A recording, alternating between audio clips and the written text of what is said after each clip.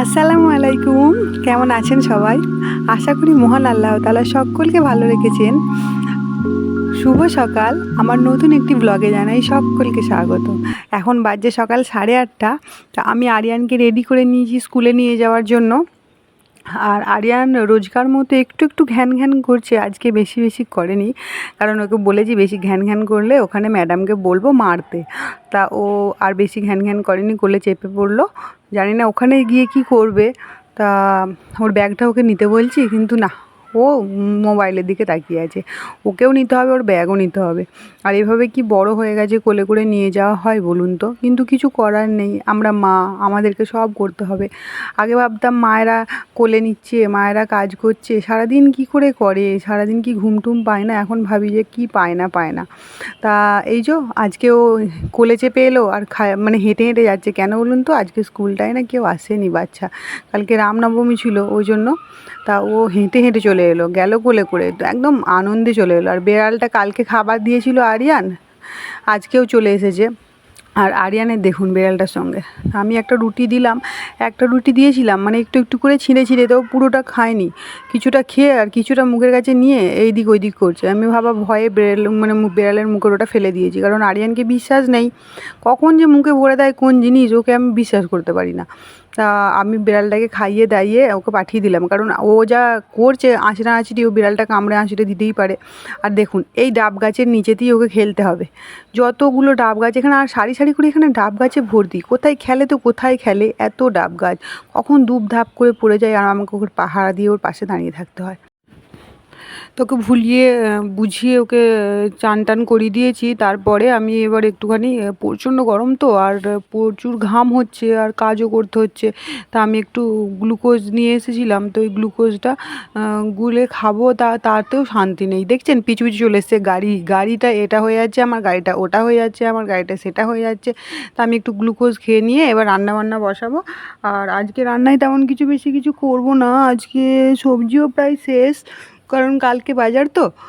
আর আজকে তুয়োরের ডাল করব, আরিয়ান ডাল খাবে, আর আর আরেকটা তরকারি করব, ব্যাস তাহলেই হয়ে যাবে। আর ডালটা থাকলে আরিয়ানকে একটা ডাল, একটা ডিম সিদ্ধ আর একটু তরকারি দিলে ও তো ঝাল টাল সব খায়, যেই তরকারি দেবেন, সে শাক থেকে, শুকটি থেকে, মাংস থেকে, মাছ থেকে, সব ধরনের জিনিসও খায়, কোনো জিনিসও ওর না নেই।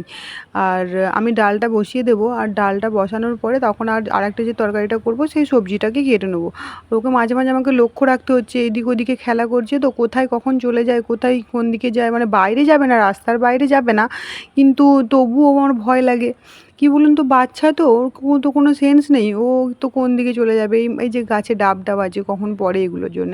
আর এই একটা সপেদা, এটা আলু ভাববেন না, এটা হচ্ছে পরশুদিন রাতে বৃষ্টি হয়েছিল আর তখন পড়েছিল, আরিয়ান মানে দেখতে পেয়েছিল গাছের তলায় পড়ে আছে, আর কুড়িয়েছিলাম, দিয়ে একদিন রেখে দিয়েছি, ভালো মতো পেকে গেছে।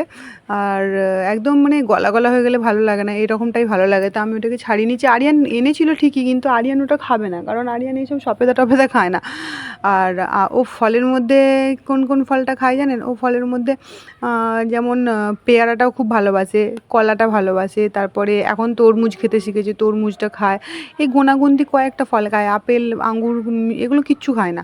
তা আমি আলুগুলো খোলা শুদ্ধই কাটবো, খোলা শুদ্ধ আলুগুলো, এই তরকারিটাই আমার খুব ভালো লাগে। তা আমি কি রান্না করব বলুন তো?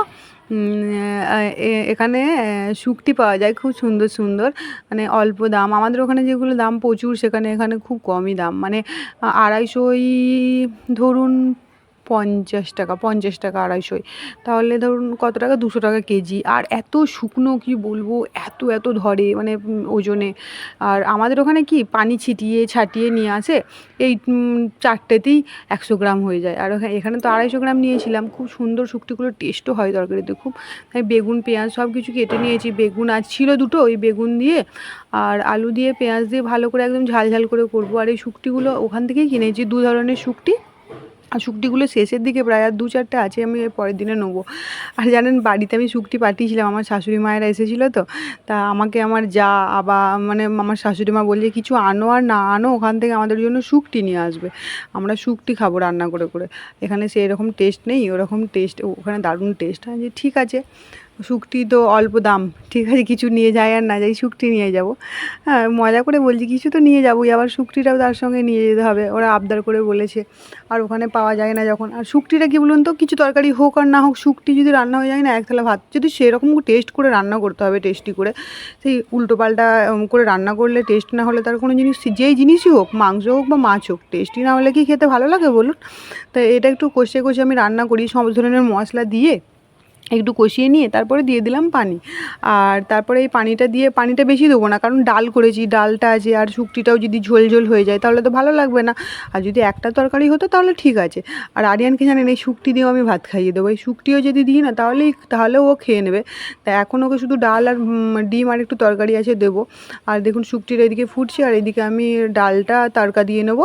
তার জন্য কারি পাতা, রসুন, পেঁয়াজ আর টমেটো কেটে নিয়েছি। ডালও তড়কা দেওয়া হয়ে গেছে, আর এইদিকে আমার শুকটিও হয়ে গেছে। তারপরে অনেকগুলো বাসন কোসন জমে গিয়েছিলো, সেগুলো ধুয়ে নিই। নাহলে ধোয়ার মানে কাজ করার বান্দা তো আমি একজনই, তো আমাকে ধুয়ে নিতে হবে। আর তাড়াতাড়ি করে যত তাড়াতাড়ি কাজ করব তত তাড়াতাড়ি আমার আরাম। সব কিছু ধুয়ে টুয়ে নিয়ে ভাবলাম, এখানে তো দেখিয়েছিলাম আপনাদেরকে তেজপাতা গাছ, আমি ভাবলাম কটা তেজপাতা পারি বাড়ির জন্য নিয়ে যাব, আর নিজের জন্যও কিছু রাখবো। অনেক বড় গাছ, দুটো গাছ আছে এখানে, এত এত পাতা ধরে আছে, কী হবে, পাতাগুলো তো ঝরে ঝরে নষ্টই হয়ে যাচ্ছে। তা আমি কটা পাতা পেরে নিয়ে এলাম, বেশি পারিনি, আবার কালকে পারবো। তা অল্প করে পেরে নিয়ে এসেছি। আর এখানে তো লাল মাটি, সারাদিন ধুলো ওড়ে এদিকে ওইদিকে, একদম রোদে তো খরা হয়ে আছে সব, ধুলো ওড়ে, তো আমাকে পাতাগুলোকেও ধুতে হবে। আর এইদিকে ট্যাঙ্কি ভর্তি হয়ে গেছে, পানি পড়ছিলো, এটা ট্যাঙ্কির জন্য। তা এটা ট্যাঙ্কি ফুল হয়ে গেছে, বন্ধ করে দিলাম। আর আমি বাথরুমে পাতাগুলোকে ধুতে হবে, নাহলে এত ময়লা জমেছে পাতাগুলোর ওপরে, ওই পাতাগুলো শুকালে লোকে মানে দেখলেই বলবে যে কি নোংরা মানুষ রে বাবা।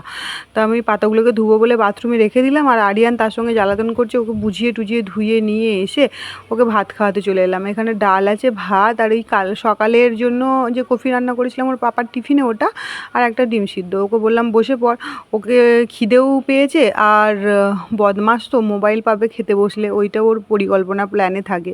তো বসে দেখছেন কেমন নাচছে, দেখছেন, বদমাইশি বুদ্ধি। তো ওকে আমি ভাতটা খাইনি, তারপরে আমি নিজে খেয়ে নেবো। ওকে ভাতটা খাওয়াতে আমার এখন 1 বছর লাগবে। ভাত টাত খাইয়ে ও একটু খেলা করছে, আর আমি ভাত নিয়ে বসে পড়েছি। তো আজকের ব্লগটা এই পর্যন্তই। যদি আমার ভিডিও ভালো লেগে থাকে তাহলে অবশ্যই একটা লাইক করবেন, আর সাবস্ক্রাইব করে আমার পাশে থাকবেন। খুদা হাফিজ, দেখা হচ্ছে পরের একটি ভিডিওতে।